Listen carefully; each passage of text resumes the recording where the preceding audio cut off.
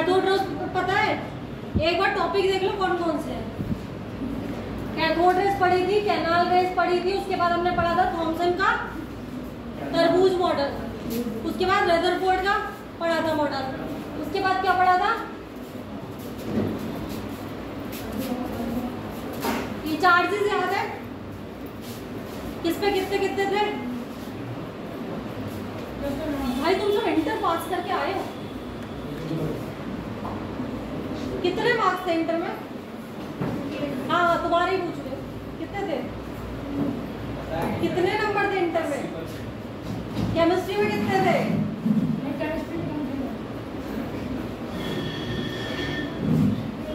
Paper pass करा था ना, तो लिख के आए होगे कुछ ना कुछ, तो भी क्यों नहीं याद है यार? मत करो ऐसे। खुद के लिए भी डिसअपॉइंटमेंट फील करो भाई, मेरे लिए तो करो। मैं भी पढ़ा रही हूँ 6 दिन से, तो मैं अगर कुछ भी चैप्टर में नहीं याद रहेगा तो मैं आगे बढ़ने को भी नहीं सोच पाऊंगी।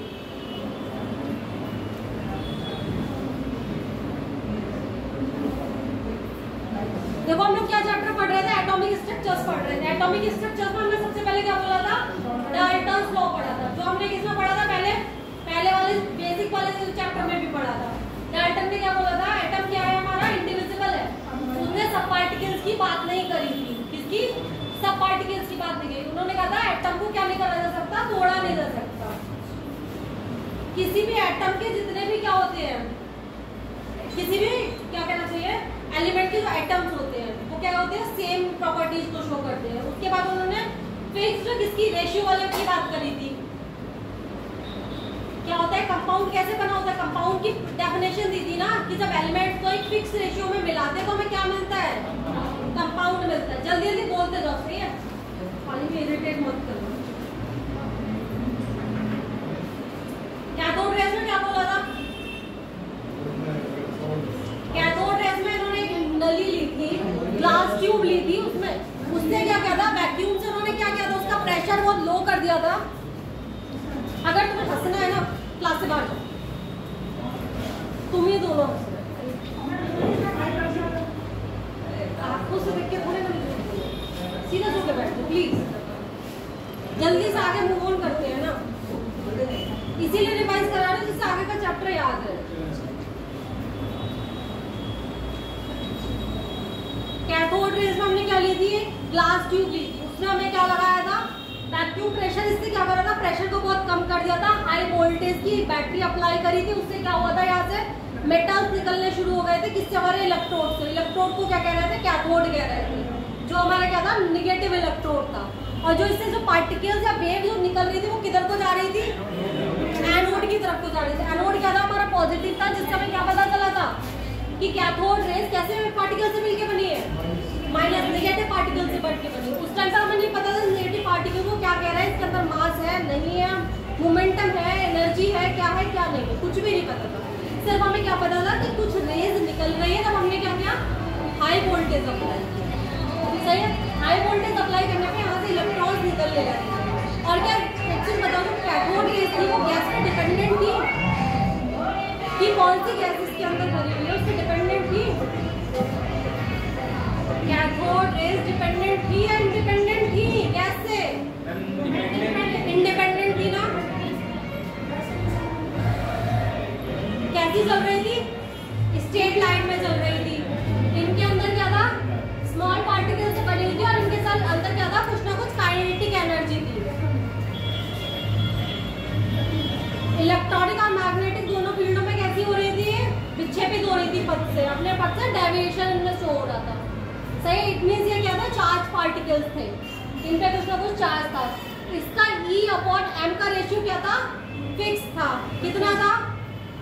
1.76 इंटू 10⁸ कूलम पर ग्राम। कैनाल रेज की खोज किसने की थी? गोल्डस्टीन। उन्होंने क्या किया था? उन्होंने सेम कैथोड रेज का एक्सपेरिमेंट को मॉडिफाई करा था। उन्होंने उसके बाद देखा कि सेम प्रोसेस किसके साथ हो रहा है? हमारा एनोड के साथ भी हो रहा है। एनोड से भी कुछ इलेक्ट्रॉन निकल रहे हैं, उसके बाद वो क्या कर रहा है? आयनाइज कर रहे हैं। किसको? गैस को आयनाइज कर रहा है। कैथोड रेज गैस पे डिपेंडेंट थी नहीं थी?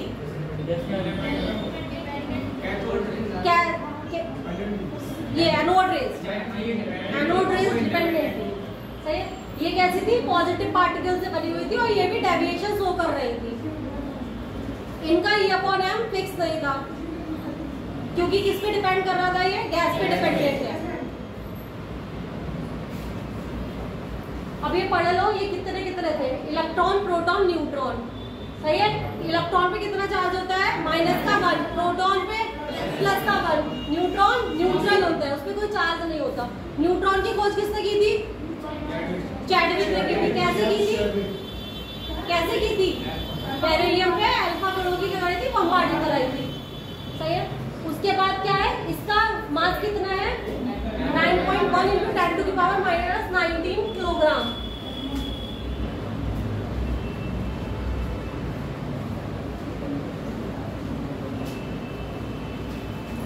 ये गोल्ड फॉइल लगाई थी, उसके पीछे वो सब चीजें दिख रही थी, सही है। पढ़ लेना, नोट्स तो बना लिए है ना।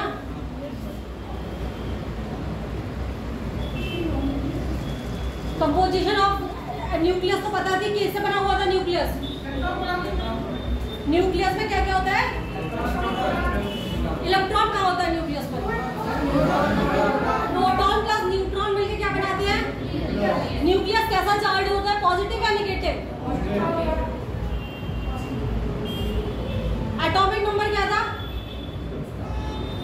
एटॉमिक नंबर क्या होता है? Number of proton is equal to किसी भी चीज का एटॉमिक नंबर, ठीक है। मास, एटॉमिक मास क्या था? द मास नंबर किसी भी एटम का जो वेट होता है वो किस पे डिपेंडेंट होता है? प्रोटॉन और न्यूट्रॉन्स पे। नंबर ऑफ प्रोटॉन कितने और नंबर ऑफ न्यूट्रॉन कितने, इसी पे उसका क्या डिपेंडेंट करेगा? मास नंबर डिपेंड करेगा। आइसोलेटेड एटम क्या थे? विदाउट चार्ज वाले। विदाउट चार्ज वाले में नंबर ऑफ इलेक्ट्रॉन और नंबर ऑफ प्रोटॉन क्या होते हैं? इक्वल होते हैं।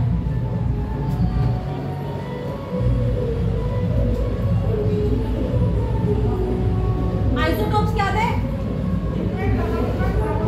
एटॉमिक नंबर क्या था आइसोटोप्स का? बहुत इंपॉर्टेंट टॉपिक है, सेम था, सही है। मास नंबर क्या था?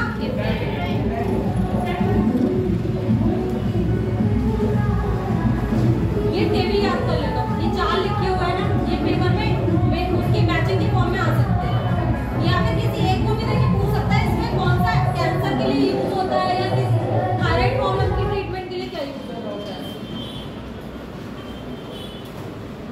Same as uranium dating. Isobars क्या थे? आइसोबार्स बेटा क्या थे बोलो?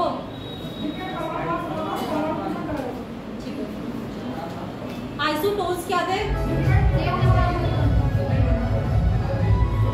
सेम नंबर ऑफ न्यूट्रॉन्स ना। आइसोडाइस्फियर्स क्या थे?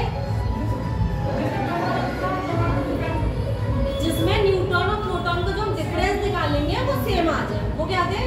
आइसोडाइस्फियर। पिछली बार 2022 में, सॉरी 24 में शायद पूछा है तुम्हारा आइसो इलेक्ट्रॉनिक का क्वेश्चन, और मैंने कराया भी है, ठीक है। या 23 में या 24 में पूछा है, इसलिए समझ लो इनमें से कुछ भी आ सकता है। और आइसो इलेक्ट्रॉनिक सिर्फ यही नहीं आता, आइसो इलेक्ट्रॉनिक तो केमिकल बॉन्डिंग में भी आएगा। तो वो क्वेश्चन इनऑर्गेनिक से पूछा जा सकता है और दोबारा फिजिकल की बेसिस पे भी पूछा जा सकता है, इसलिए जब ऐसे क्वेश्चन बहुत आसानी से मिल रहे होते हैं ना, तो इन्हें अच्छे से पढ़ना चाहिए। आइसो इलेक्ट्रॉनिक्स को पता है ना, नंबर ऑफ इलेक्ट्रॉन्स सेम होते हैं। आइसो प्रोटॉनिक में क्या थे? सेम एलिमेंट होगा, उसमें चार्जेस डिफरेंट होंगे। आइसोस्टर्स क्या थे? सेम नंबर ऑफ एटम्स होंगे, मतलब एटॉमिसिटी भी इक्वल होगी, तुम्हारी नंबर ऑफ इलेक्ट्रॉन भी इक्वल होगा और स्ट्रक्चर भी क्या होगा? सेम होगा। एवरेज एटॉमिक वेट का ये फॉर्मूला है भाई, इसका क्वेश्चन लगभग हर दूसरी साल रिपीट हो रहा है। ये फॉर्मूला बहुत इंपॉर्टेंट है,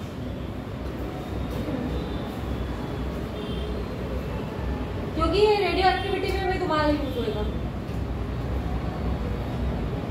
प्रोडक्ट्स वगैरह ये सब पढ़ ही लेना। चलो आज नए टॉपिक पर अपना शुरू करते हैं, सही है।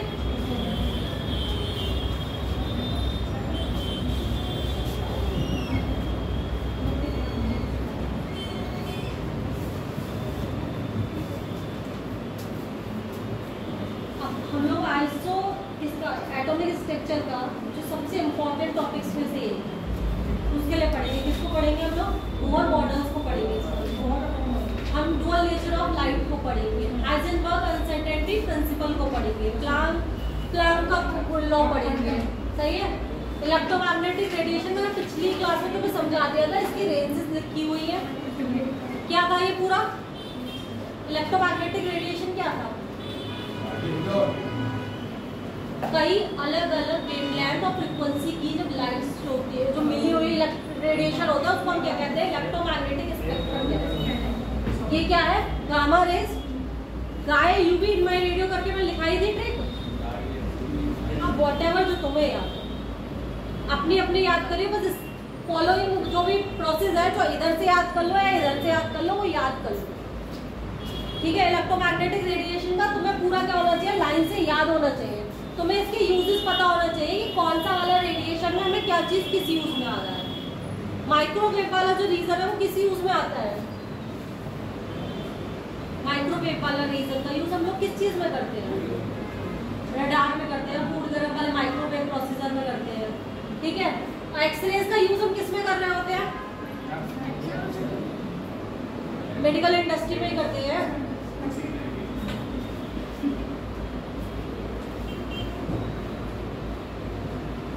तो प्लांक की क्वांटम थ्योरी पे आते हैं। प्लांक की क्वांटम थ्योरी हमें क्या बता रही थी? जैसे कि जैसे हम लाइट के नेचर को जब हम ऑब्जर्व कर रहे थे, तो हमने क्या देखा कि कुछ फेनोमेना थी, जैसे इंटरफेरेंस की या डिफ्रैक्शन की, विवर्तन बोलते हैं एक को, और एक को क्या बोलते हैं? व्यतिकरण। इनको क्या कर रहा था? हमारा वेव नेचर जो था वो एक्सप्लेन कर पा रहा था। मगर जब हम आगे बढ़े और हमने ब्लैक बॉडी रेडिएशन को पढ़ा, तो क्या हुआ कि हमारा जो वेव नेचर था लाइट का, वो किसको शो नहीं कर पा रहा था? नहीं कर पा रहा था कि ब्लैक बॉडी रेडिएशन कैसे निकल रहा है या ब्लैक बॉडी रेडिएशन क्यों हो रहा है। ब्लैक बॉडी क्या होती है? ब्लैक बॉडी एक ऐसी बॉडी है जो जितना भी रेडिएशन उस पर पड़ रहा होता है उस सबको क्या कर लेती है? ऑब्जर्व कर लेती है, और फिर पूरे रेडिएशन को क्या कर देती है? इमिट कर लेती है। दोनों ही चीजें क्या होती है? ऑब्जर्व भी कर रही है और इमिट भी कर रही है। वो हमारी क्या कहला रही होती है? ब्लैक बॉडी कहला रही है।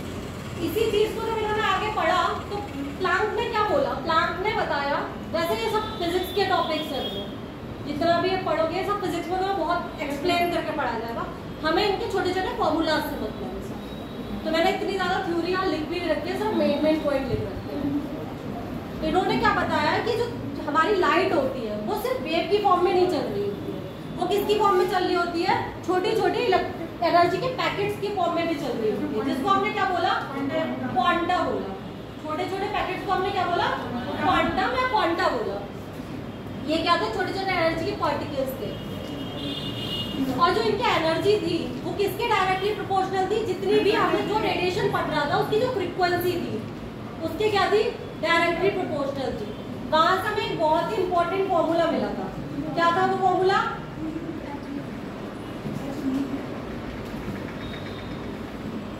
हमें क्या मिला? एनर्जी का फॉर्मूला हमें क्या मिला? ई क्या था हमारा? डायरेक्टली प्रोपोर्शनल टू फ्रीक्वेंसी था। सही है। एनर्जी क्या थी? जो भी रेडिएशन पड़ रहा था लाइट का उसकी फ्रीक्वेंसी के डायरेक्टली प्रोपोर्शनल था। तो हमें यहाँ से हमने क्या किया? इस प्रोपोर्शनलिटी कांस्टेंट को हटा के हमने एक प्रोपोर्शनलिटी कांस्टेंट लगाया, जिसको हमने किससे डिनोट किया? एच से। इसी को क्या बोल रहे होते हैं? Planck constant. इसे क्या बोल रहे होते हैं? Planck constant. और प्लांक कांस्टेंट की वैल्यू याद कर लेना, क्योंकि पेपर में हर जगह लगानी होती है, लिखी नहीं होती है। क्या होती है बोलो एक बार फिर सकते आप?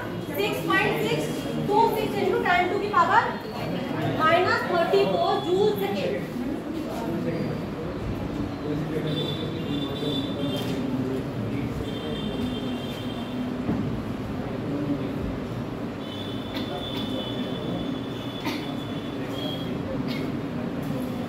और जो भी लाइट एब्जॉर्ब या इमिट हो रही होती है वो किसकी फॉर्म में हो रही होती है? इंटीजर की फॉर्म में होती है। ऐसा नहीं है कि वो क्या होगी हमारी पूरी होगी, ऐसा नहीं हाफ हो सकती है, हाफ या कैसे भी। उसमें क्या है? वो सबके इसके फॉर्म में होंगे, एच न्यू के इंटीजर मल्टीपल की फॉर्म में होंगे। या तो एक एच न्यू होगा, या 2 एच न्यू होगा, 3 एच न्यू होगा, या n एच न्यू होंगे। वो कभी भी फ्रिक्शन की फॉर्म में नहीं निकल रहा होगा। समझे?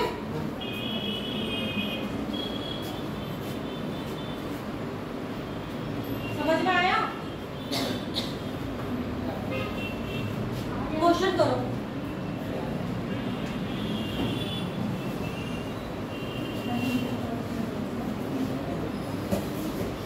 प्लांक का फॉर्मूला क्या है? अगर तुम्हें एनर्जी दी हुई है, एनर्जी दी हुई है, तुमसे फ्रीक्वेंसी निकलवाएगा तो निकाल लोगे ना आराम से, और फ्रीक्वेंसी दी हुई है तो एनर्जी में निकाल लोगे आराम से। E बराबर एच न्यू। बट एक फॉर्मूला क्या आता है हमारे पास, एक फॉर्मूला हमारे पास एनर्जी का जो बहुत ही इंपॉर्टेंट आ जाता है, वो आ जाता है ये वाला।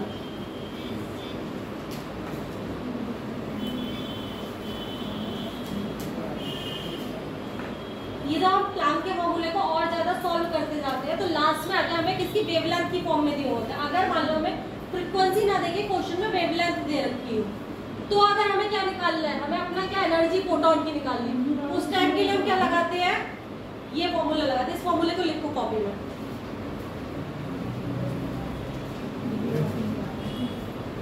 और एक क्वेश्चन भी लिखो, find the energy of a photon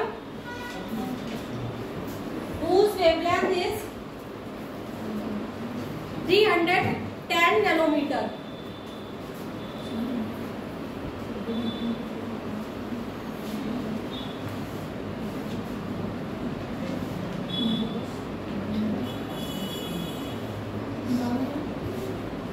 energy निकालिए बेटा, फाइंड आउट द एनर्जी है लिखा हुआ, find energy of a photon. तो फाइंड क्या करना है तुम्हें, एनर्जी करनी है, सही है, किसकी, फोटोन की, जिसकी हमें क्या दी हुई है, वेवलेंथ दी हुई है। वेवलेंथ क्या होती है बेटा, लैम्डा होती है ना। अगर हम लोग वेवलेंथ को किससे डोनेट कर रहे होते हैं, लैम्डा से कर रहे होते हैं ना, तो लैम्डा होती है। और इसमें हमें किस में दी हुई है, ये नैनोमीटर में दी हुई है। एक मीटर में कितने नैनोमीटर होते हैं, 10⁻⁹ और एंगस्ट्रॉम 10। तो जब हम इसे एंगस्ट्रॉम में बदलेंगे तो हम क्या करेंगे, 10 से इंटू कर देंगे, सही है, इतने एंगस्ट्रॉम आ जाती है।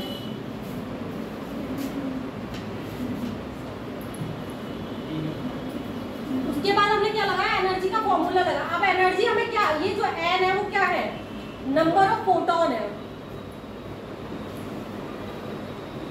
और यहाँ पे हमें कितने फोटोन दे रखे, एक का मतलब क्या होता है, एक ना, सिर्फ एक ही फोटोन की बात कर रहे हैं। तो हमने यहाँ पे क्या लगा देंगे, नंबर ऑफ प्रोटॉन की जगह 1 लगा देंगे। उसके बाद हम पूरा फॉर्मूला रखेंगे और हम इसको क्या करेंगे, सॉल्व करेंगे। हमारा आंसर किस चीज में आएगा, ईवी में आएगा। और एक electron volt is equal to 1.6 into 10⁻⁹ joule. -19 होता है ना, हाँ।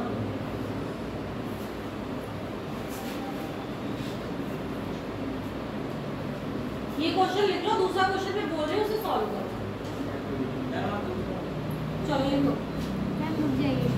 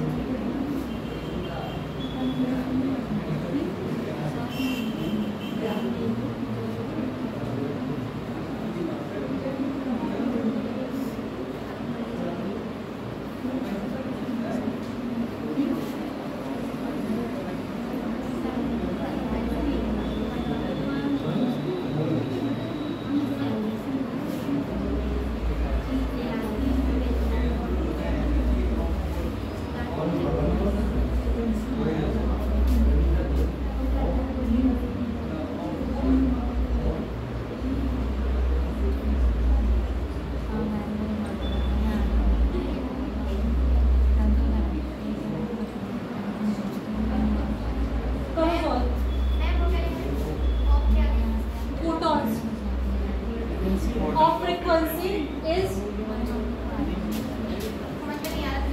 कोई बात नहीं,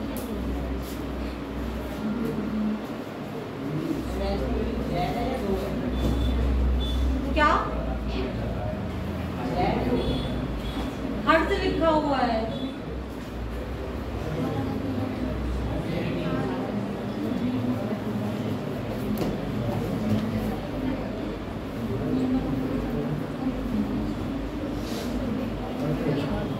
लिखो, क्वेश्चन करो,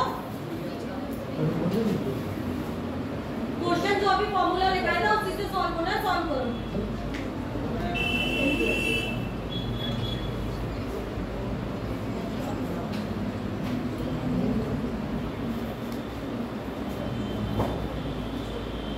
लैंग्वेज पे ध्यान रखना,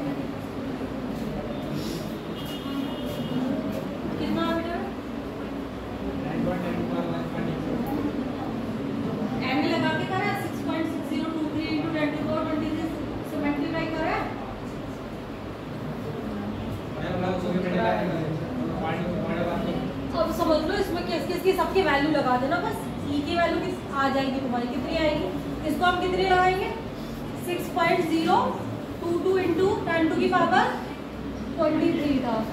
प्लैंक का कितना था हमारा, एच की वैल्यू क्या थी बोलो, 6.1 10 टू की पावर तो तुम्हारा म्यू कितना दिया हुआ है हर्ट्ज में 5 इंटू 10 टू की पावर 40। अब इन सबको जोड़ घटाना करके आके तुम्हारा आंसर आ जाएगा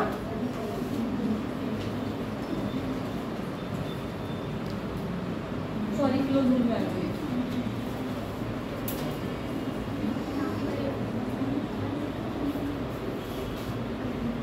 इस क्वेश्चन में तुम्हें क्या चीज पता चली, इस क्वेश्चन में एक डिफरेंस कहाँ पे आया, इसीलिए क्वेश्चन पेपर में आ सकता,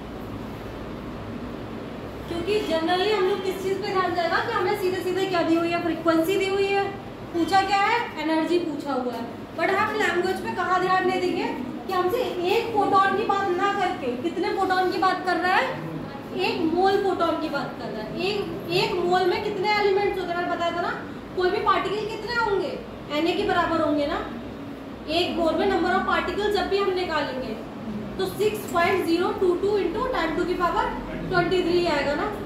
तो जब हम यहाँ 1 मोल की बात कर रहे थे इसीलिए हमने यहाँ पे Na लगा के फॉर्मूले को सॉल्व, सिंपली डायरेक्ट फॉर्मूले का क्वेश्चन है, बट वही पेज कहाँ पे है, बस तुम्हारा इसमें कहाँ पे है 1 मोल। आगे बढ़ो, हम रुक जाइए,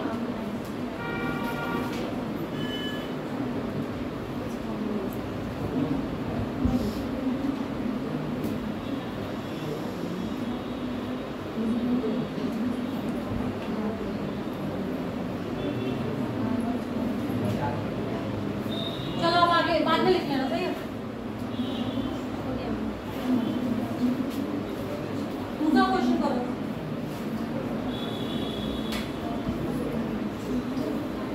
find out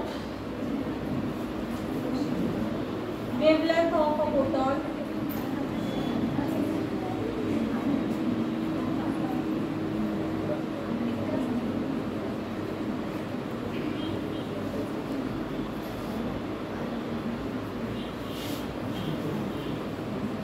for which energy is 2 eV.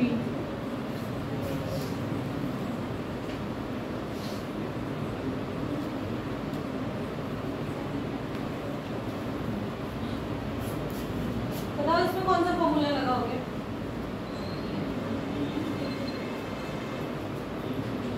क्या एच न्यू लगाओगे, फिर क्या करोगे उसको? हाँ देखो हमें पता है E बराबर हमारा क्या होता है, एच न्यू होता है, बट हमने एक फॉर्मूला और पढ़ा था C बराबर क्या होता है, न्यू बराबर C अपॉन लैम्डा या C बराबर न्यू इंटू लैम्डा होता है ना। तो बस यहाँ से हम क्या करेंगे, इसकी वैल्यू जो होगी, इसकी न्यू की जो वैल्यू होगी वो यहाँ पे पुट कर देना है। तो हमें ये फॉर्मूला कौन से सॉल्व करने को मिलेगा, E बराबर एच सी अपॉन लैम्डा, सही है। C की वैल्यू तुम सबको पता है, C क्या है, स्पीड ऑफ लाइट। कितनी वैल्यू होती है इसकी,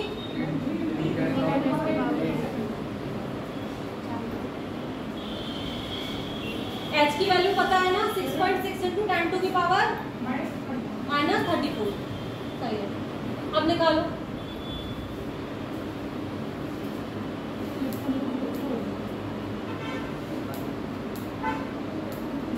इलेक्ट्रॉन वोल्ट भी चेंज होगा यहाँ पे, ईवी में दे रखा है ना, किसमें चेंज करोगे, जूल में चेंज करेंगे। तो उसके लिए क्या करेंगे, मैं कराऊं क्या पूरा क्वेश्चन, बताओ तुमने कराओ इसे। देखो देखो नहीं समझ में आएगा ना, बोल दिया करो, कराने में कुछ नहीं है। मगर तुमसे मैं प्रैक्टिस इसलिए करा रही हूँ, जितना खुद करोगे उतना अच्छा है। घर जाके पढ़े नहीं रहो, यही कर लो।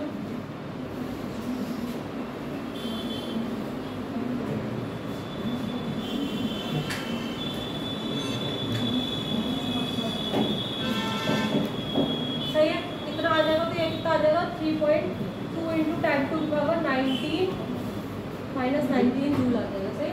अब हमें इसमें इसको किसमें करना है, इस वाले फॉर्मूले में पूरा हमें क्या करना है, इसको पुट करना है।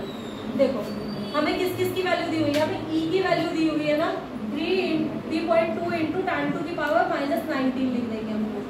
उसके बाद हमें किसकी वैल्यू दी हुई है, H की वैल्यू पता है हमें, कितनी होती है, बोलते जाओ, 6.6 इंटू 10 टू की पावर -34। बार बार बोलोगे, बार बार लिखोगे तभी ये याद होगी। C की वैल्यू कितनी होती है, 3 इंटू 10 टू की पावर 8 अपॉन में लैम्डा, और हमें लैम्डा ही क्या करना, फाइंड आउट करना। तो लैम्डा हम इधर ले जाएंगे और इसको कहाँ ले आएंगे, अपॉन में।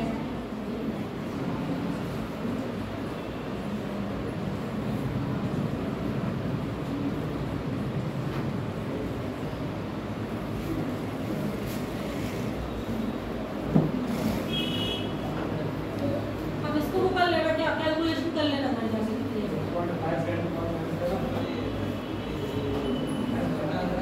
बेटा मेरे पास आंसर है, मैं क्वेश्चन लिख के लगा, अपने कैलकुलेट कर लेना ना।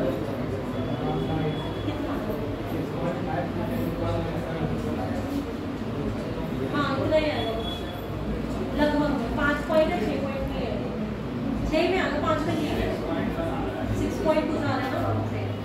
10 टू की पावर कितनी आ रही है, 10 की पावर कितनी आ रही है,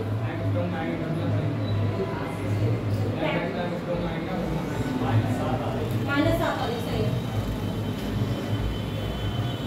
एंगस्ट्रॉम में क्यों आएगी बेटा, लैम्डा हमारे एंगस्ट्रॉम में थोड़ी ना आता है। अभी हमने जितनी भी यहाँ पे वैल्यूज रखी है, सबकी सब किस में रखी है, मीटर में रखी है ना। तो जब ऐसा कुछ नहीं है, अगर उसने तुमसे मीटर में पूछा है तो आंसर मीटर में दोगे। वेवलेंथ का जो हमारा यूनिट होती है वो मीटर भी होती है, एंगस्ट्रॉम भी होती है। अगर उसने एंगस्ट्रॉम का फॉर्मूला पूछा है तो हम चेंज करेंगे, अगर उसने नहीं पूछा है आंसर तो थोड़ी ना चेंज करेंगे। आगे बढ़ो,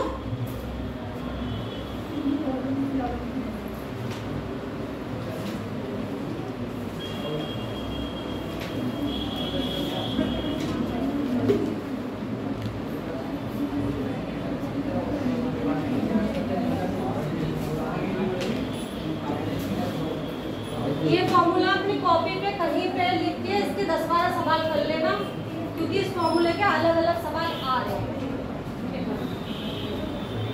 समझ रहे हो, प्लांक में तुमसे ये नहीं पूछेगा प्लांक ने क्या क्या स्टेटमेंट दिए, प्लांक में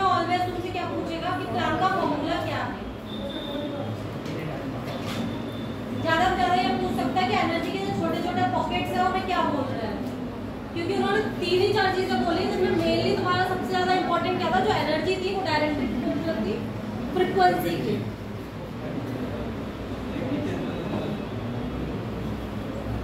अब इसके बाद हमने किसकी बात करी, हमने जो हमें प्लांक ने क्वांटम का जो मॉडल दिया मतलब एक तरीके से क्वांटम के बारे में बताया क्यों था, क्योंकि एक तो ब्लैक बॉडी रेडिएशन को उसने एक्सप्लेन नहीं किया था, दूसरा किसे एक्सप्लेन नहीं किया था, photo electric effect. Photo electric effect क्या होता है, फोटो इलेक्ट्रिक इफेक्ट हमने एक तरीके से कैथोड रेज में भी पढ़ा था, बट कैथोड रेज में क्या हो रहा था, लाइट की वोल्टेज के थ्रू इलेक्ट्रॉन्स निकल रहे। यहाँ पे क्या होता है, एक मेटल की हम क्या लेते हैं, प्लेट लेते हैं, ये क्या है हमारी मेटल प्लेट है।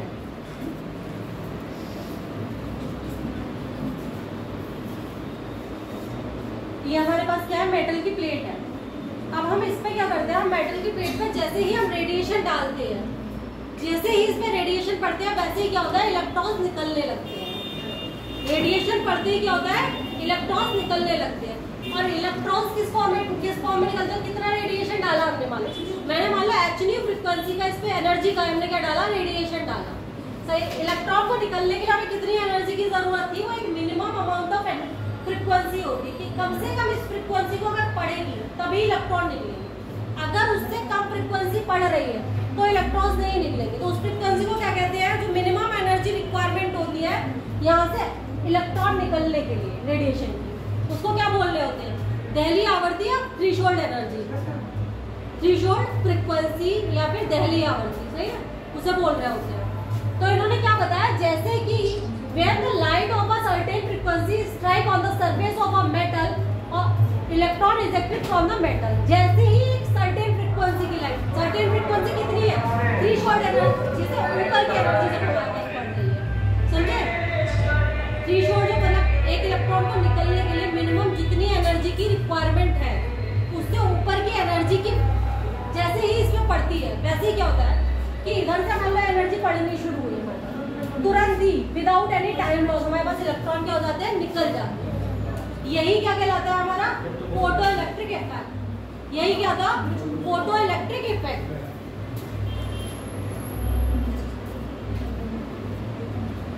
अब देखो इसमें भी इसका जो सबसे ज्यादा इंपॉर्टेंट चीज आ जाती है वो आ जाती है फॉर्मूला।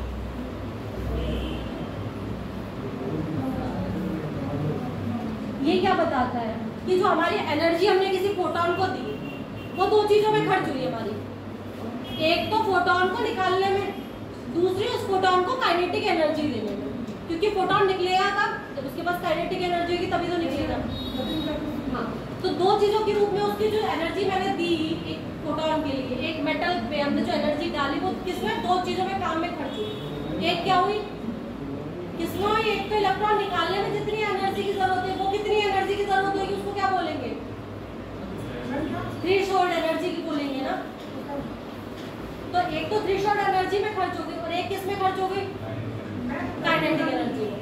जो ये होती है, जो ये थ्रेशोल्ड फ्रीक्वेंसी वाली एनर्जी होती है, इसको हम लोग क्या बोलते हैं, वर्क फंक्शन।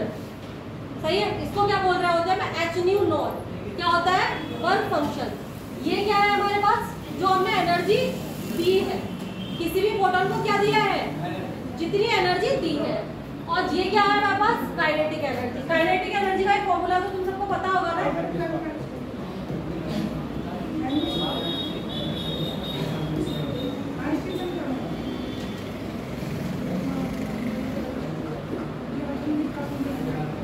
ये क्या है कि जितनी मिनिमम एनर्जी की रिक्वायरमेंट है इलेक्ट्रॉन को निकलने के लिए, सही है, और वो क्या है, मैक्सिमम काइनेटिक एनर्जी जितनी इलेक्ट्रॉन को मिल सकती है, क्योंकि उतनी तो मिल सकती है जितनी बचेगी एनर्जी की। एक चीज हमने पढ़ी थी ना, एनर्जी को ना तो क्रिएट किया जा सकता है, सेम मास वाला फॉर्मूला उसके लिए भी पढ़ा था, वही सेम चीज है इसमें भी, ठीक है। अब क्या हुआ, अब हमसे इस क्वेश्चन इससे क्या पूछा जाएगा, देखो सबसे पहली चीज तो दो चीजें होनी चाहिए। यहाँ का एक सबसे फंडामेंटल क्या था, हमारा जो म्यू था, जो फ्रीक्वेंसी हम डाल रहे थे लाइट की फ्रीक्वेंसी, वो किससे ज्यादा होनी चाहिए, थ्रेशोल्ड एनर्जी, उसको क्या बोल रहे हैं, म्यू नॉट। तो हमेशा क्या होना चाहिए, फ्रीक्वेंसी जो हम डाल रहे हैं किसी भी इलेक्ट्रॉन को निकालने के लिए, वो हमारी किससे ज्यादा होनी चाहिए, थ्रेशोल्ड एनर्जी से ज्यादा होनी चाहिए। मान लो तुम्हें दो फ्रीक्वेंसीज दी हुई है और एक मेटल दी हुई है। एक मेटल में अगर मैंने तुम्हें बोला कि जो फ्रीक्वेंसी तुम्हें दी हुई है वो तुम्हारी कितनी है,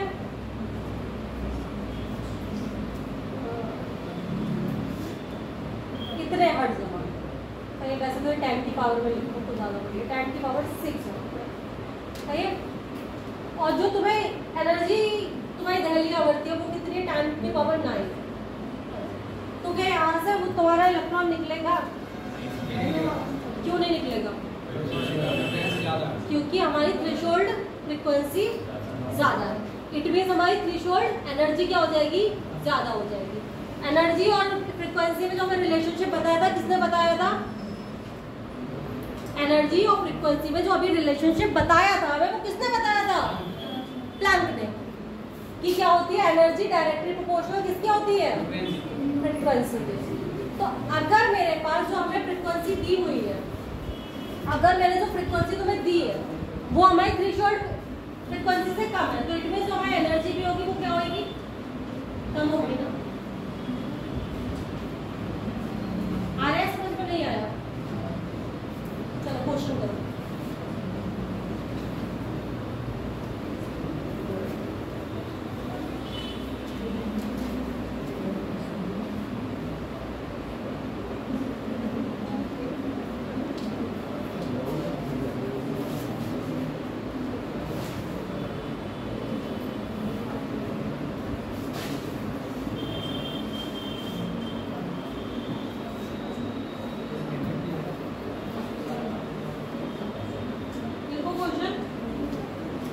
तुम्हारी थ्रेशोल्ड फ्रीक्वेंसी में शॉर्टकट में लिख रहे हो तुम लोग, अपने लिख लेना चाहिए इसको। थ्रेशोल्ड फ्रीक्वेंसी ही लिख लो। 7.0 into 10 to the power 14 second inverse. और तुम्हारी जो गिवन रेडिएशन की फ्रीक्वेंसी दी हुई है वो उनमें कितनी दी हुई है? 5 into 10 to the power 15 second inverse.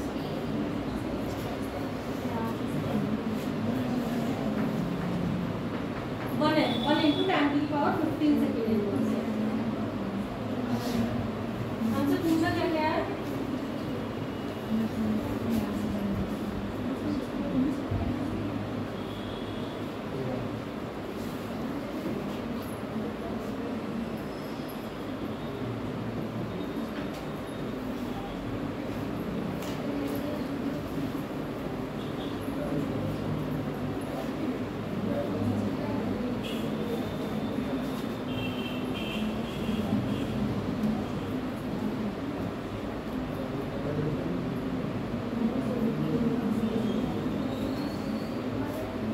Kinetic energy पूछो,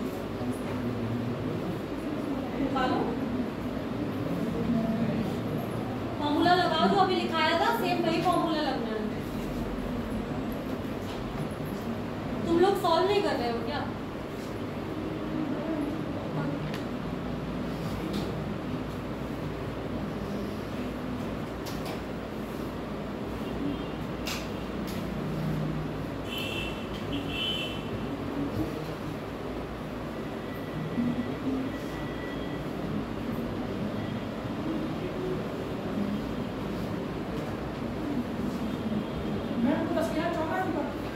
हाँ बेटा 10 की 7 into 10 to the power 14 second inverse.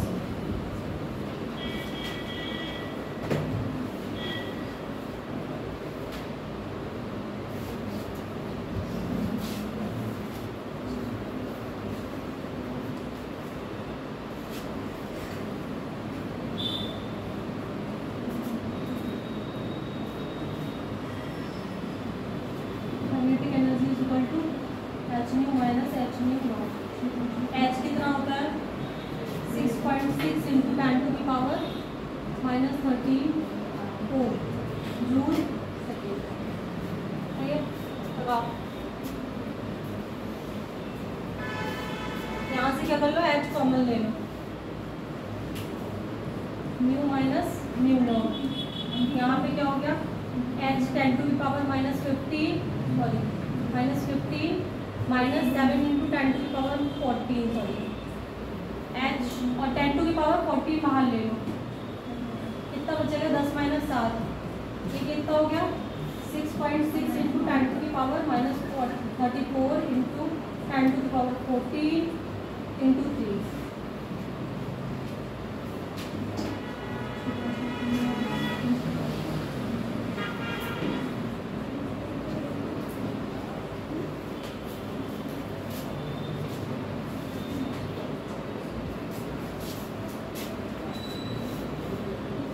आ गया आंसर? आया नहीं आया? कितना आया? सही है। और किसी का आया? राहुल फिजिक्स में है ना 12th में। समझ में नहीं आ रहा, फिर से समझाऊं? चलो रोक दो, कोई मत करो क्वेश्चन, बस मुझे बताओ फ्रीक्वेंसी कितनी दी हुई थी हमें? थ्रेशोल्ड कितनी दी हुई थी? 7 × 10⁻⁴ बोलो 14 सेकेंड इनवर्स ना। ये वाली कितनी दी हुई थी? 1 × 10⁻15 सेकेंड इनवर्स। हमसे पूछी क्या थी? काइनेटिक एनर्जी पूछी थी। अभी अभी हमने कौन सा एक फॉर्मूला पढ़ा था? अभी बिल्कुल हमने एक फॉर्मूला पढ़ा था, सही है? वो क्या था हमारा? h new. ये क्या था हमारा? जो हम एनर्जी फोटोन को दे रहे थे किसके इक्वल थी?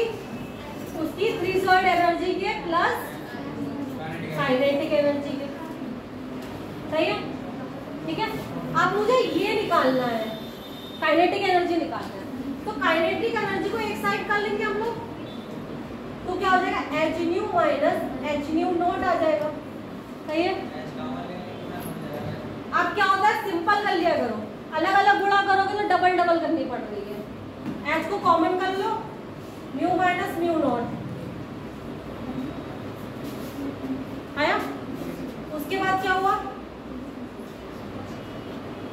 6.6 × 10⁻⁻13 4, और ये कितना था हमारे पास? 1 × 10⁻15 ना, 10⁻15 माइनस ये कितना था? 7 × 10⁻14। अब यहाँ से 14 कॉमन ले सकते हैं ना, 6.6 × 10⁻⁻34 × 10⁻14 हमने ले लिया कॉमन। एक ही बचेगी ना, यहाँ 10 बचेगा, यहाँ क्या बचेगा? 7 बचेगा। बेटा अगर कैलकुलेशन तुम सबके बदले की सिर्फ मैं नहीं करूंगी ना, तो पेपर में तुम लोग कुछ नहीं कर पाओ, इसलिए प्लीज कैलकुलेशन अपने हाथ से किया करो।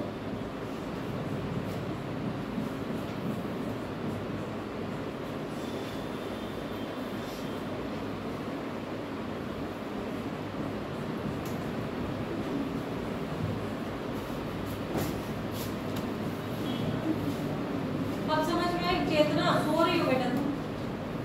कैमरा एक काम करेगा, तुम लोग की तरफ घुमा देगा तो तुम्हारा एक्शन ही दिख जाएगा कैमरा। फिर जाके अपने आप देखना क्लास में कितने अटेंटिव बैठे हुए थे। तो कल क्या आके बोलोगे कि मैम पढ़ा ही नहीं था 6 दिन मैंने, तो याद कहाँ से होगा?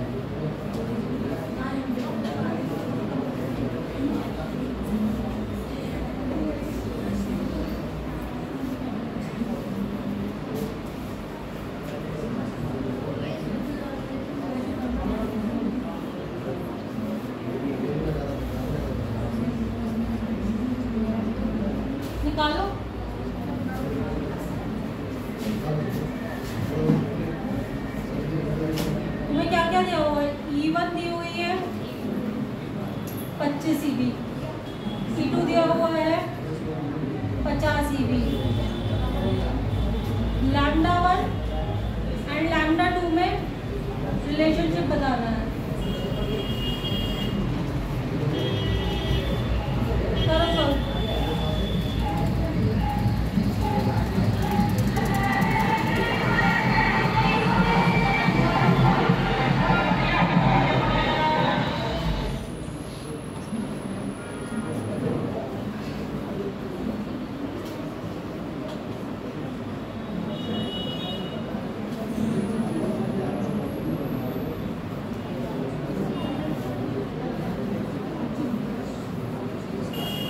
E बराबर SC अपॉन लैम्डा होता है ना, तो लैम्डा क्या होता है? इनवर्सली प्रोपोर्शनल टू एनर्जी होता है।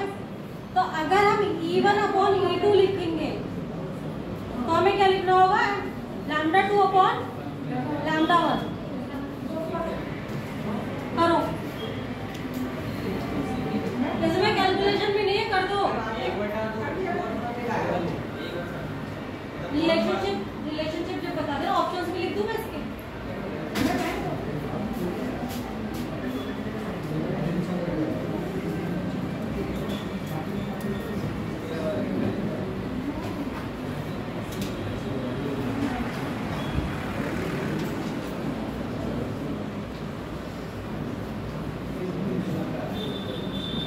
वैसे तुम्हारे ऑप्शन दिए ही होते हैं, बट जब भी हम रिलेशनशिप पूछते हैं तो हमें इस फॉर्मेट में बताना है कि एक दूसरे का कितने परसेंट है, कितने गुना है या कितने बटे पे है, समझे?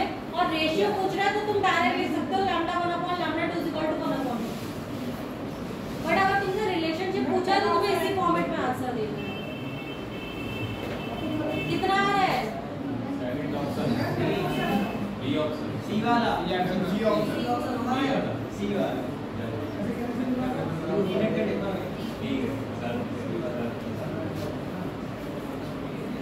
बता सबके ABC सवाल है, कितना आंसर?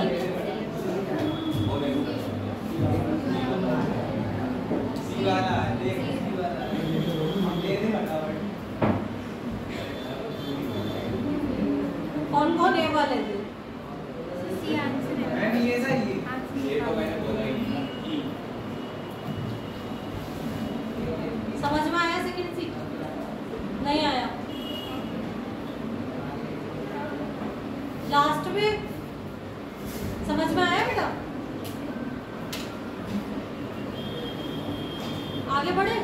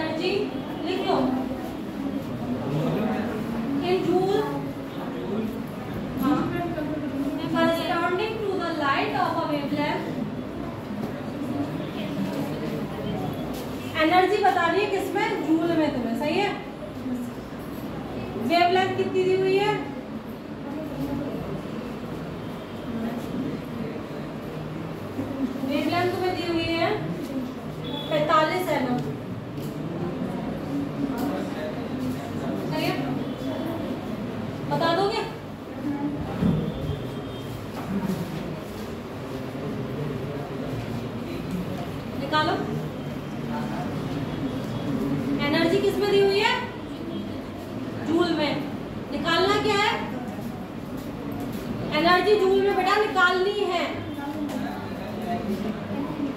देखो क्या लिखा हो, calculate the energy in joule. सही है, एनर्जी निकालनी है। वेवलेंथ तुम्हें दी हुई है। वेवलेंथ वाला एनर्जी का फॉर्मूला क्या था? E बराबर hc अपॉन लैम्डा। सही है, समझे? करो, इसको किसमें चेंज कर लोगे? करो।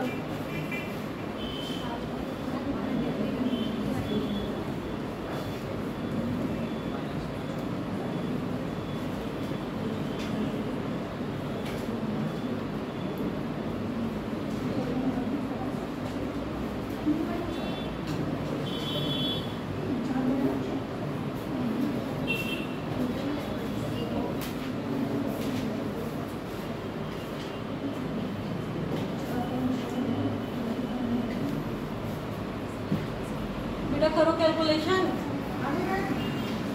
इसलिए इतने क्वेश्चन करा रही हूँ क्योंकि इसमें से थ्योरी नहीं आती, सिर्फ क्वेश्चन ही आते हैं। कितना आया बेटा? 4.4 इंटू कितना आया बेटा? 90। सही है।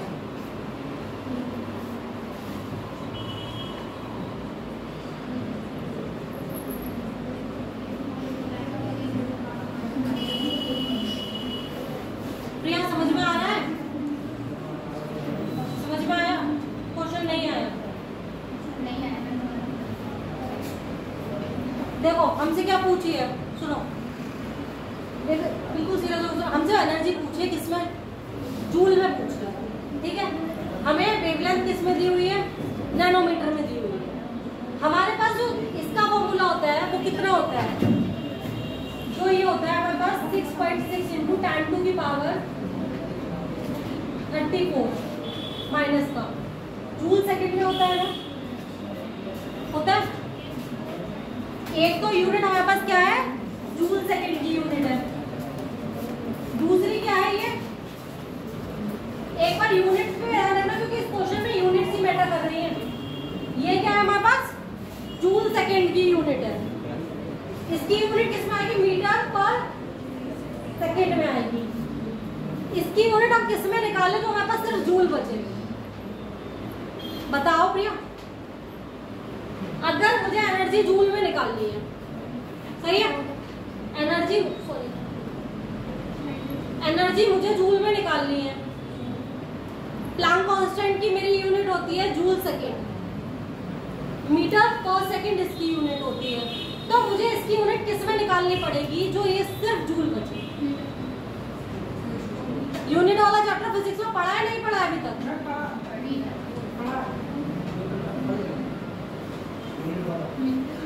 सुनो, इसको मीटर में निकालेंगे तभी तो सेकंड से सेकंड कैंसिल आउट हो जाएगा, इस मीटर से मीटर कैंसिल आउट हो जाएगा। बचेगा क्या मेरे पास? सिर्फ जूल बचेगा।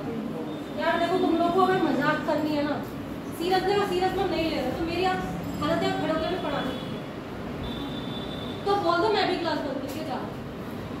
अब ना सीरियस ले लो यार, मैं भी एक चीज तुम्हें समझा रही हूँ। फिजिक्स वाले सर भी तुम्हें बैठ के यूनिट समझा चुके हो।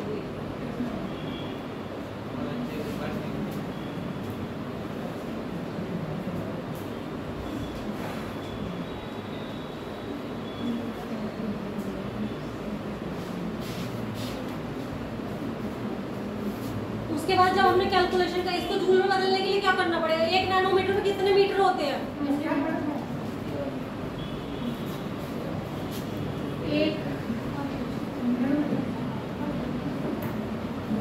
एक मीटर बराबर 10⁻⁻⁹ नैनोमीटर।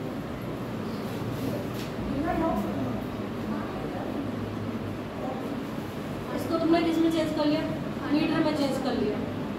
अब मीटर में चेंज कर लिया, इसकी कैलकुलेशन करके तो आ गया। इस फॉर्मूले में ऐसा कौन सा तो था? ये पीवाई की क्वेश्चन है भाई, सीरियसली होके पढ़ लो। कहाँ समझ में नहीं आ रहा? तुमसे पूछ रही बेटा। हाँ आ गया तो फिर बोलो, मैं आगे बढ़ती हूँ। और कोई ऐसा है जिसे ये समझ में नहीं आया? मेरे पास एनर्जी कितने फॉर्मूले हैं ये बताओ? एनर्जी के आज हमने 3 फॉर्मूले पढ़े। कौन कौन से पढ़े थे? सबसे पहला कौन सा पढ़ा थे? E बराबर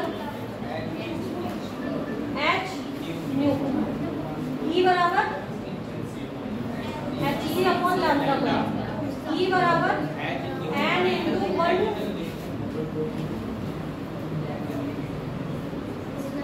ये भी पढ़ा था ना सबसे पहले, यही 3 पढ़े हैं ना। उसके बाद अभी हमने किसका फॉर्मूला पढ़ा? जस्ट अभी कौन सा मॉडल पढ़ रहे थे अपने लोग? ये फोटो इलेक्ट्रिक इफेक्ट पढ़ रहे थे ना। क्या पढ़ा फोटो इलेक्ट्रिक इफेक्ट में?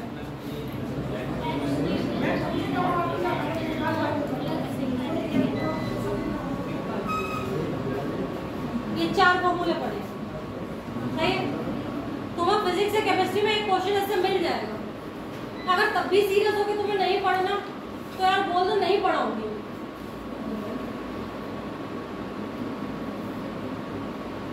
तुम्हें प्रॉब्लम होती है कि मैं थ्योरी पढ़ा रही हूँ तो बोरिंग लग रहा है। अगर मैं क्वेश्चंस करा रही हूँ तो क्वेश्चंस भी तो नहीं कर रहे तुम लोग को। कौन कैलकुलेशन कौन करेगा तुम्हारी? मैं थोड़ी ना करूंगी पेपर पे।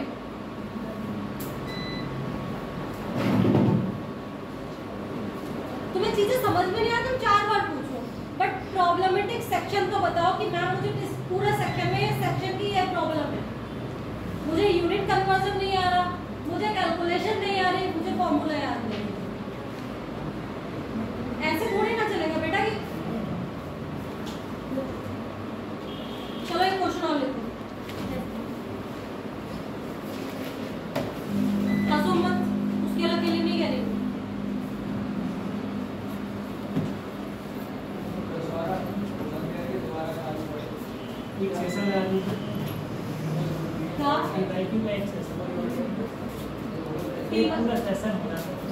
PYQ ही करा रही हूँ तब से बेटा। पूरा सेशन क्या मैं 5 क्वेश्चन PYQ करा चुकी हूँ। पूरा टोटल लास्ट में तुम्हें अगर मैं आज ही बोहर मॉडल के PYQ करा दूँ तुम्हें आ जाएंगे क्या? जब मैंने बोहर मॉडल पढ़ाया नहीं है। अरे पूरा इसके होने के बाद बोल रहा हूँ मैं। वो तो मैं शाम को कराऊंगी ना प्रैक्टिस में।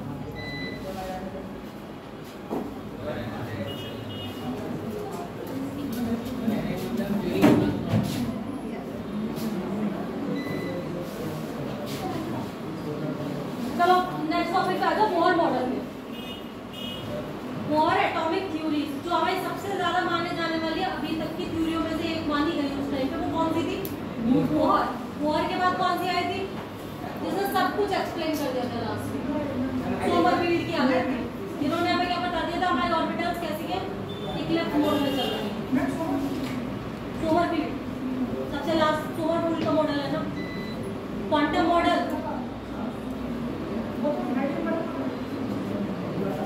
अभी आएगा बेटा। हाइड्रोजन स्पेक्ट्रा तो बोहर में ही आ जाएगा।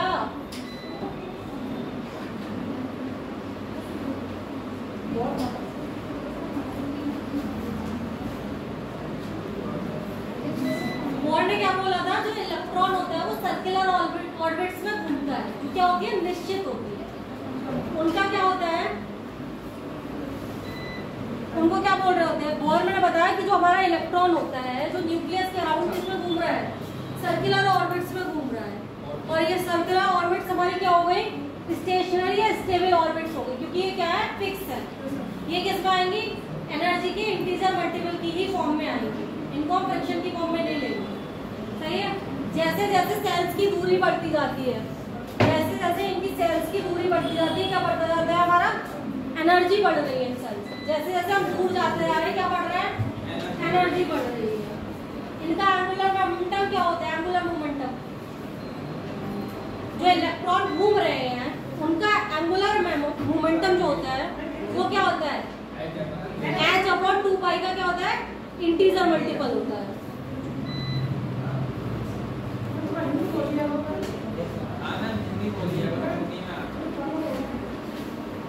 कोणीय संवेग। कोणीय संवेग पता है तुम्हें क्या होता है? हाँ क्या होता है?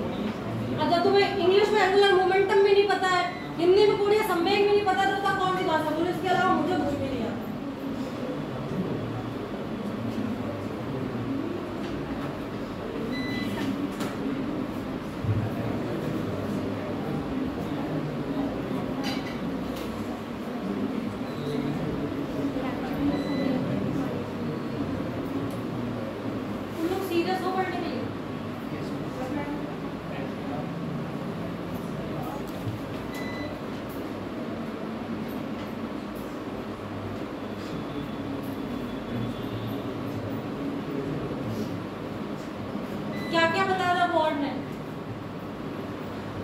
इलेक्ट्रॉन से स्टेशनरी ऑर्बिट किसे बोल रहे थे?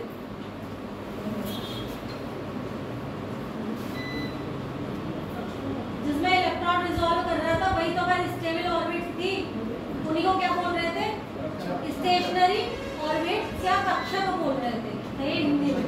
एनर्जी ऑफ सेल्स कैसी बढ़ती है? एनर्जी ऑफ सेल्स किसके डिस्टेंस के? न्यूक्लियस से जिस सेल की दूरी जितनी ज्यादा होगी उसकी एनर्जी क्या होगी? उतनी ज्यादा होगी, क्योंकि ये क्या है? डायरेक्टली प्रोपोर्शनल है। उसके बाद जो इसका एंगुलर मोमेंटम होता है सेल्स में, किसका? इलेक्ट्रॉन का, वो h/2π का क्या होता है? इंटीजर मल्टीपल होता है। इसका एक फॉर्मूला आ जाता है, क्या आता है? mvr = nh/2π। यहाँ पे n क्या है हमारा?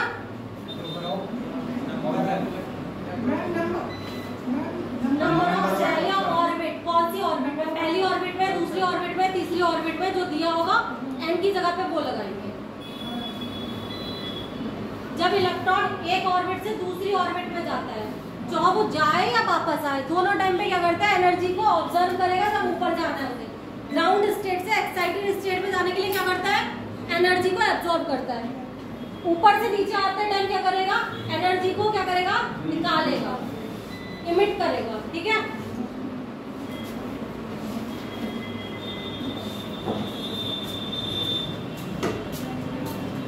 इनके बीच में कैसा फोर्स काम कर रहा होता है? न्यूक्लियस और इलेक्ट्रॉन के बीच में attraction force, electrostatic attraction force काम कर रहा होता है।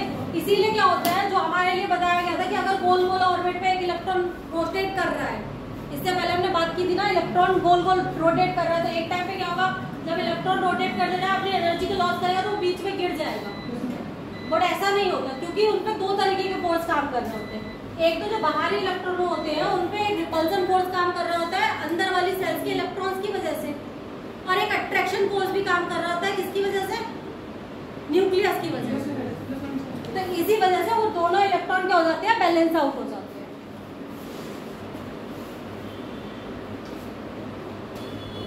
और ये समय कितना होता है? mv बराबर mvr इक्वल टू h/2π।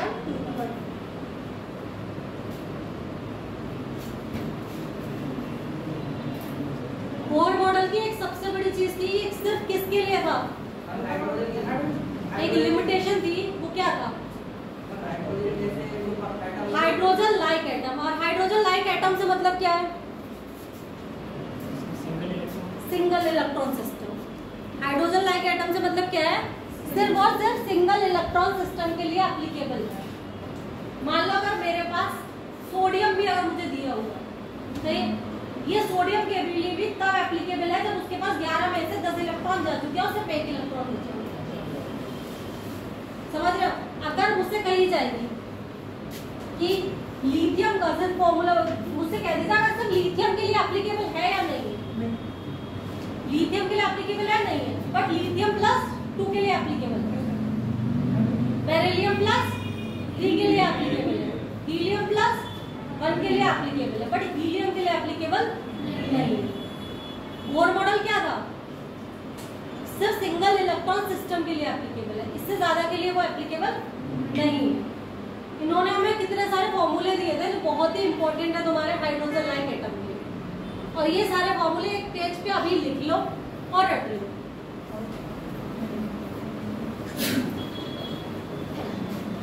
सबके सब जो रफ कॉपी फेयर कॉपी किसी पे लिखो, ये फॉर्मूले लिखो।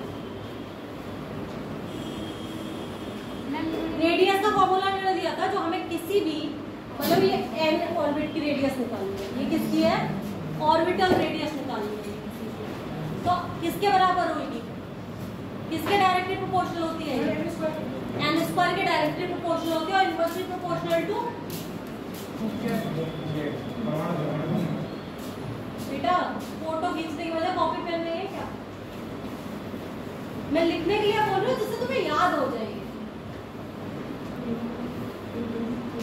वरना देख तो तुम सबने लिया, आगे क्वेश्चन कराऊंगी तो मैं खुद ही लिख दूंगी।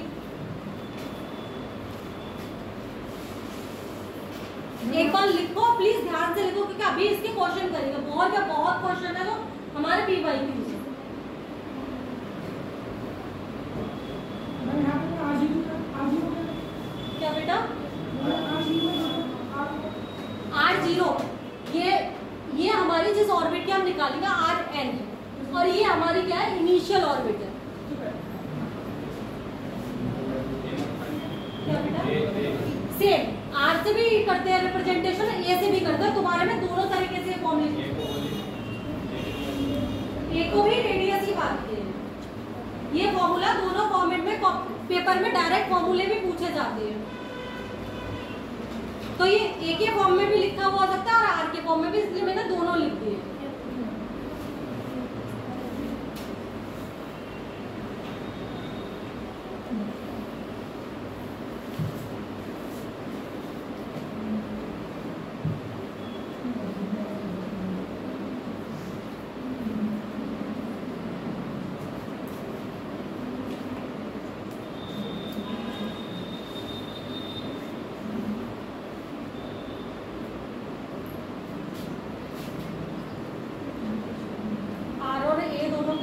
रेडियस कहलाती है, तो जो कितनी होती है जिसकी वैल्यू भी दी हुई है लिखी हुई है।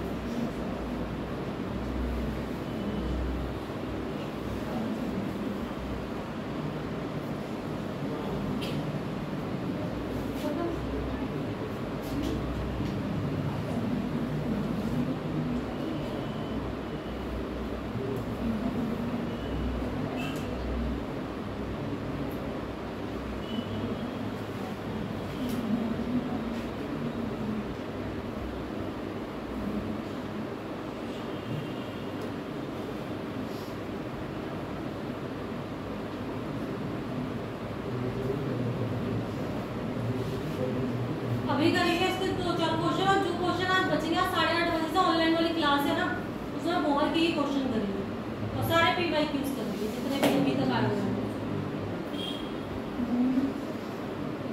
8:30 बजे से सब लोग क्लास ले लेते। हाँ 8:50 से बोलो, कितने से? 9 से लेनी है।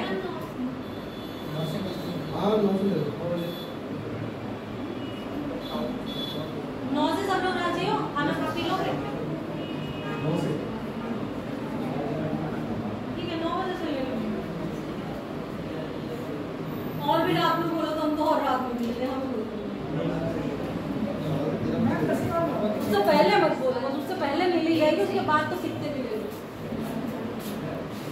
लिख लिया फॉर्मूले? रेडियस का फॉर्मूला बताओ। रेडियस तुम्हारा क्या है? रेडियस का फॉर्मूला बताओ। अगर मुझे Rn निकालनी है तो वो किसके डायरेक्टली प्रोपोर्शनल है, किसके इनवर्सली प्रोपोर्शनल है? n स्क्वायर क्या है? Cell number. z क्या है? Atomic number. अगर z तो पता होना चाहिए, z तो हम लिख ही चुके हैं ना बहुत बार। ये टाइम पीरियड वाला मुझे कुछ गड़बड़ लग रहा है। सॉरी, यहाँ पे z है बेटा, टाइम पीरियड कर रहा हमारा z स्क्वायर, यहाँ पे z कर लेना। तुमने कर लिया था सब थोड़ी ना।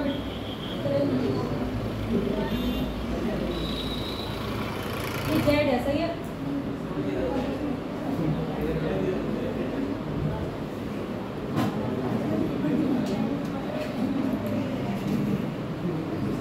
n क्या है? नंबर ऑफ ऑर्बिट है, और तुम्हारा z है एटॉमिक नंबर है। R0 क्या है?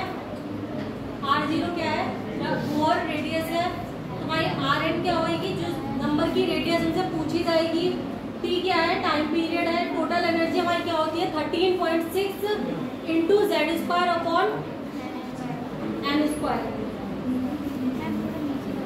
नीचे करो बेटा।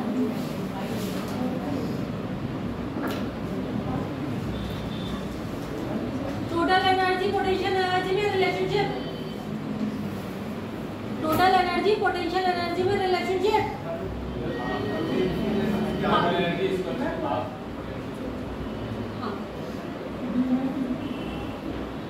Kinetic energy, ionisation energy.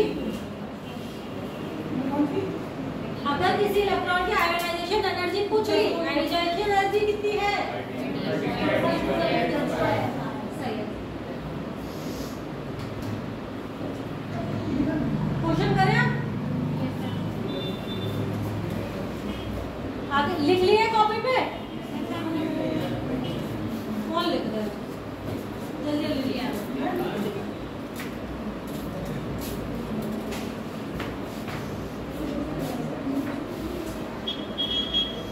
हो गया?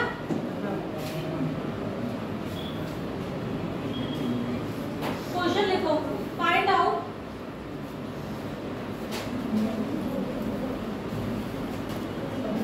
Orbital angular momentum of fifth orbit. Find out angular moment, orbital angular moment of fifth orbit and orbital angular momentum.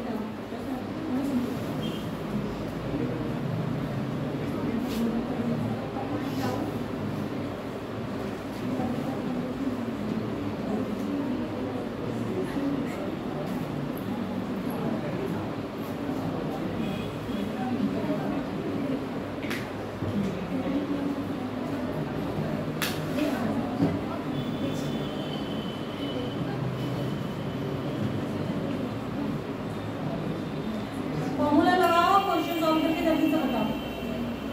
h upon 2 पाई के उसमें ये बोल लो, h अपॉन 2 पाई वाले भी बता सकते हैं, पूरे इंटू करने की जरूरत नहीं। एंगुलर ऑर्बिटल मोमेंटम कितना आएगा?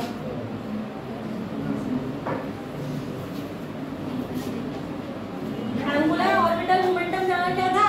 mvr बराबर, इसे हम क्या बोल रहे थे पूरे को? Orbital angular momentum. ये किसके बराबर में था? n h अपॉन 2 पाई के बराबर में था। n क्या था? नंबर ऑफ ऑर्बिट था ना, तो ये क्या आएगा 5 h अपॉन 2 पाई। अगर मुझे h अपॉन 2 पाई के ऑर्बिट बताना तो ये कितना आ जाएगा 2.5 h अपॉन।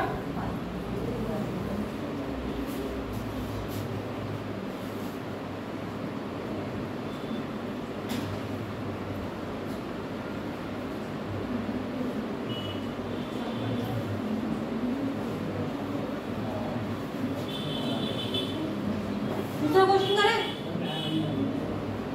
इसमें है क्या बेटा, 5 ही तो लगाना है h बटे 2 पाई के आगे। ढाई आएगा।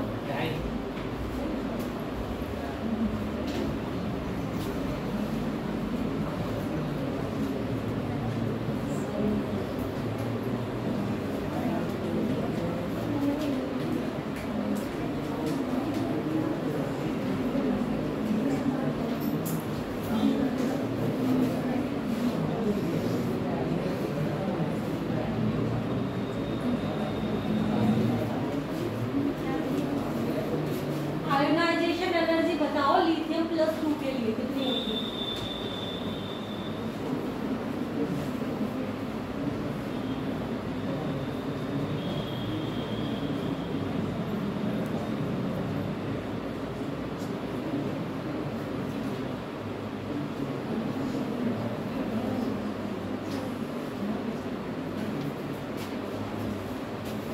अभी फॉर्मूला लिखा है, तुमने पलट के ही देख लो बेटा।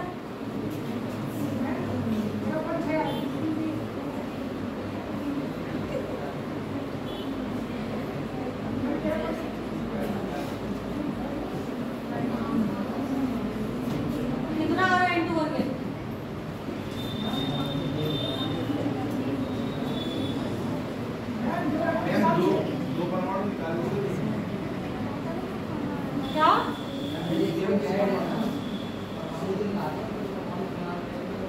बोल तो इलेक्ट्रॉन तुम्हें लगाने कहाँ पे है? नहीं लगाना है, बीबी के फॉर्म पे 122.4 इलेक्ट्रॉन वोल्ट पर एटम के हिसाब से निकाल रहे हो ना?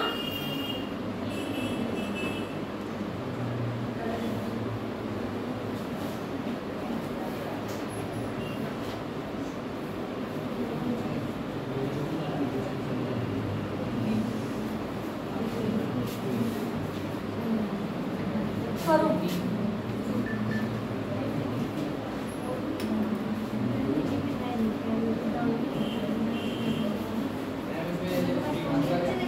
क्या बेटा? मतलब बेटा लिथियम का एटॉमिक नंबर कितना होता है? ये क्या है? एटॉमिक नंबर है ना ये? हाँ, हाइड्रोजन 1, हीलियम 2, लिथियम 3, बेरिलियम 4। जब पता है तो क्यों पूछ रहा है 3 क्या?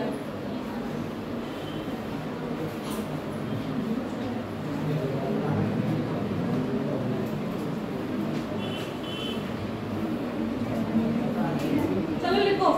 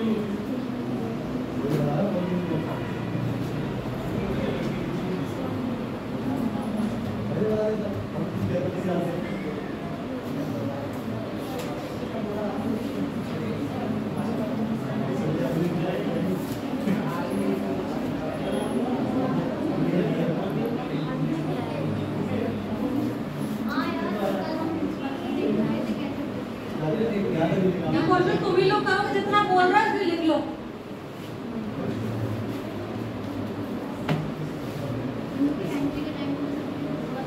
P/Q ज्यादा पुराना भी नहीं है।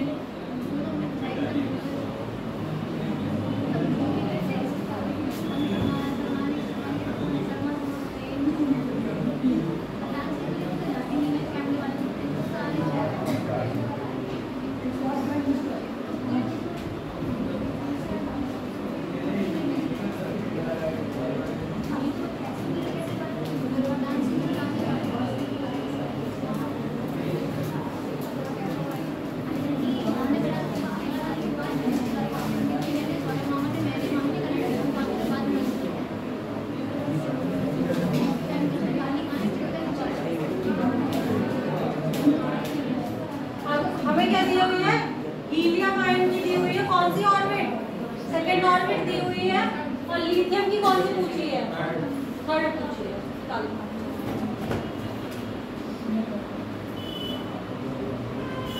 निकालो बेटा,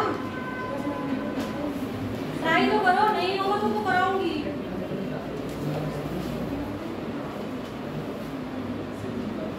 आर किसके डायरेक्टली और इनवर्सली प्रोपोर्शनल होता है, उससे फॉर्मूला लगेगा। लगाना शुरू करो।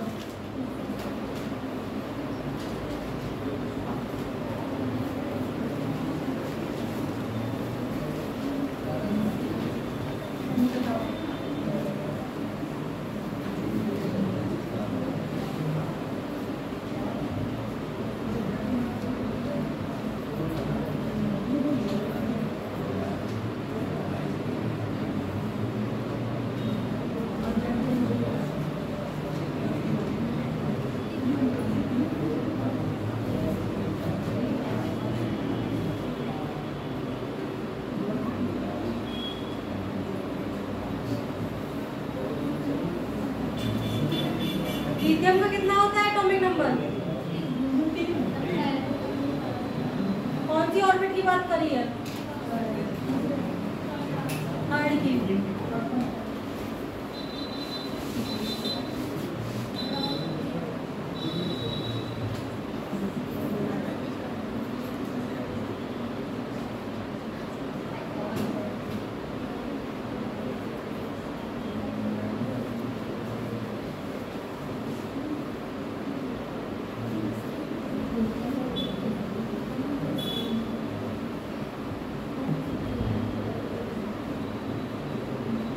हीलियम की ऑर्बिट हमें कितनी दे रखी है, सेकेंड ऑर्बिट।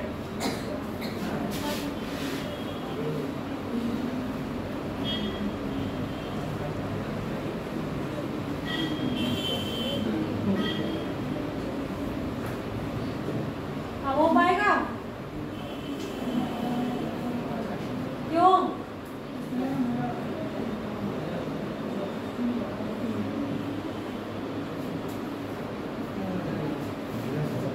मैम वो नीचे पे लिखा हुआ है। लिथियम लिखा हुआ है,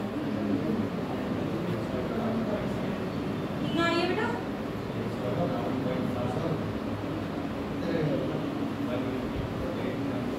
समझ गई हूँ मैं, इसके नाम से देख रही हूँ। 158.7 ना पिकोमीटर में।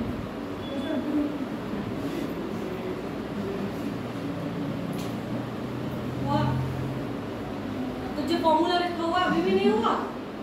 अरे मैम हो चुका मतलब पूरा कंप्लीट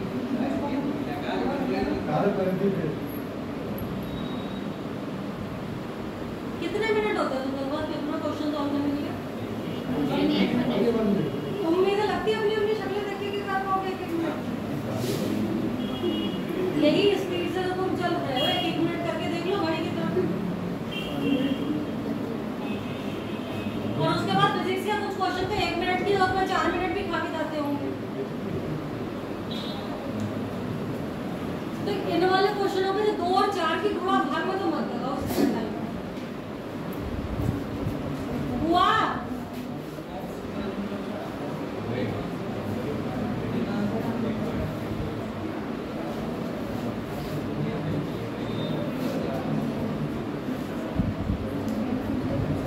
ये पीडीएफ में डाल दूंगी, नोट्स लिखे हुए अपने कॉपी पे लिख लेना।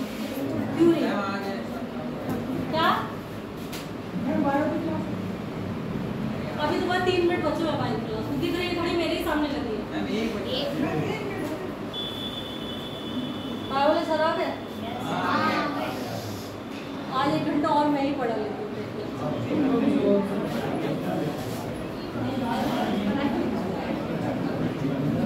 चलो हाइड्रोजन स्पेक्ट्रा बचा है और क्वांटम बचा है, सही है। आज शाम को सब लोग क्लास